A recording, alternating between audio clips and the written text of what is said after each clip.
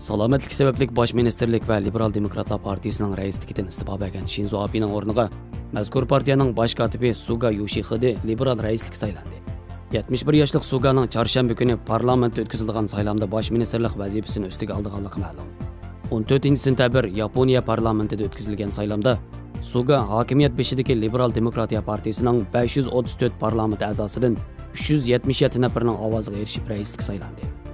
Raislik saylamida Suga sobiq mudofaa ministri Shigoro Ishida va Liberal Demokratiya partiyasining parlament guruhining boshlig'i Fumio Kishida bilan raqobatlashgan. Yaponiya tarixida eng uzun bosh ministerlik vazifasini o'tagan 65 yoshli Shinzo Abe avgust oyining oxirida salomatlik sababli vazifasidan istifa berganligini e'lon qilgan va yangi bosh minister saylanguncha vazifasini davomlashtiradiganligini bildirgan edi. Egilishicha Suga 2012-yildan buyon Shinzo Abe boshchiligidagi Yaponiya kabinetining bosh kotibi bo'lgan ekan.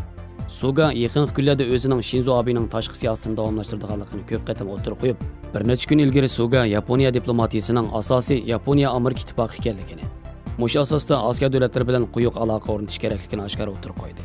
Ya'ni Yaponiya bilan Xitoy o'tirisida nurg'un masalalarning borligini, Yaponiyaning davomli yuqori qatlamli suhbat fursatidan unumli foydalanib, masalalarni birma-bir hal qilishimiz kerak degan.